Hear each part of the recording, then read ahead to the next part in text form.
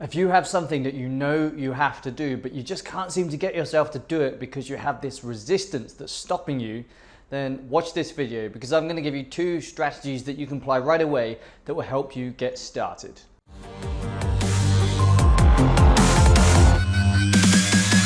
So in the last video, I spoke about the real reason why you're procrastinating and went into details about how your brain is separated into 2 distinct areas that are sometimes at conflict with each other. And this is why you procrastinate. In this video, I want to give you specific and practical, actionable tips that you can actually apply straight away to get through that resistance. If you're feeling resistance right now on something you want to do, you can use these 2 tricks and they work really, really well. Before I get into these 2 tricks, I want to talk about the importance of generating the skill of busting through resistance.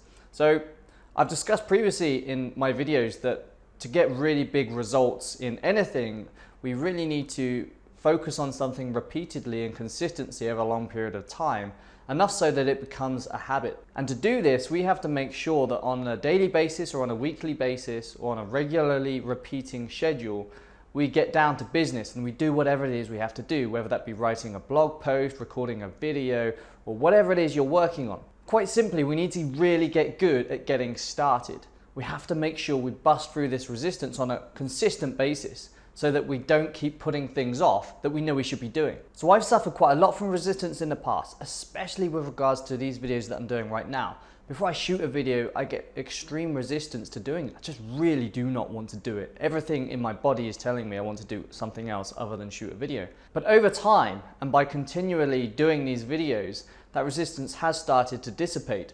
It's still not easy for me to get in front of the camera and record a video, but it's definitely a lot easier than it was, and I feel like this is only going to get better over time. Also, over time, I've managed to find a really cool little trick that helps me to bust resistance whenever I face it. And that's what I want to share with you today. So let's get into the meat and potatoes of this video. How do you bust through resistance? Well, first of all, I want to give you a great quote by Mark Twain. It goes something like this: "You can't think your way into right action, but you can action your way into right thinking." So what does this mean?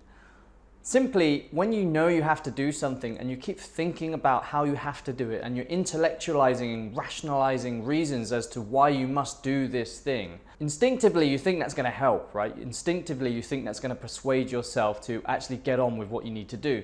But unfortunately, it doesn't really work very well. What I found is that the more pressure I put on myself like that, the more I think about it, the more I get stuck in my head about what I'm trying to do, the worse it gets, the worse my procrastination gets, the bigger the resistance gets. For ages I was battling with this, trying to find good mental frames that will help me to get started on things that I had resistance to. And then I came across this quote and it made a lot of sense to me. And what this quote basically means is that rather than just thinking about getting started with something, rather than just keep intellectualizing about how you must do it, just do the smallest possible thing that you can convince yourself to do in that moment.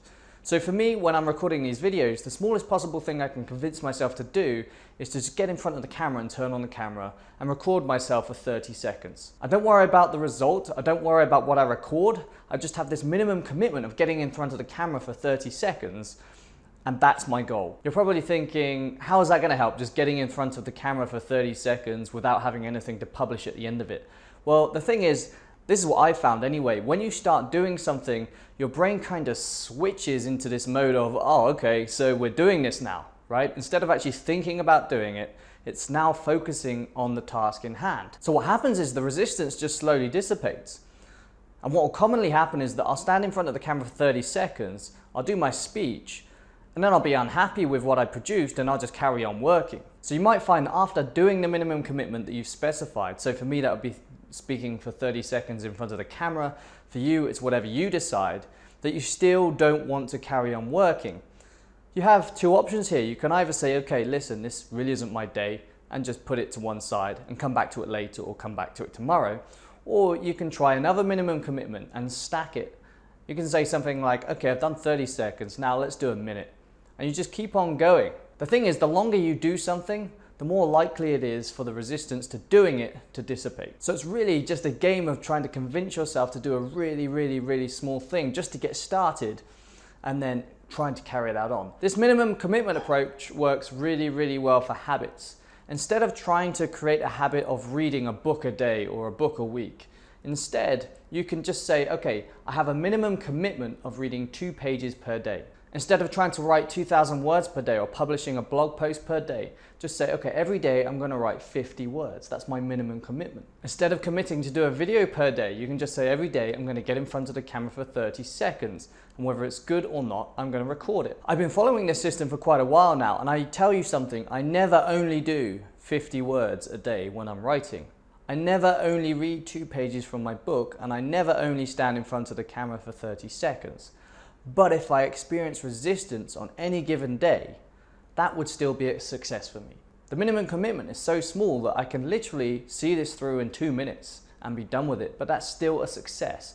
I've still managed to instill this habit of sitting down to write, or sitting down to read, or getting in front of the camera. And that's the thing with habits. The more you do them on a regular basis, the easier they become to do. The trick is to take your habit and to break it down into the smallest possible minimum commitment that you can follow through on your schedule. You need to make sure this commitment is so small that you can always do it no matter what, even on the worst day, even when you're feeling terrible. So give this a shot. The next time you're experiencing resistance and you're procrastinating on something, just think to yourself, okay, I'm just going to do the smallest possible thing I can right now. I'm going to do the smallest possible thing I can convince myself to do, and just go through the notions of getting started and watch that resistance dissipate. I hope you found this video useful. In the near future, I've got many more videos about procrastination, resistance, habit building, and all areas of self-development. So if you want to learn more about that, then like this video, subscribe to the channel, and I'll see you again soon.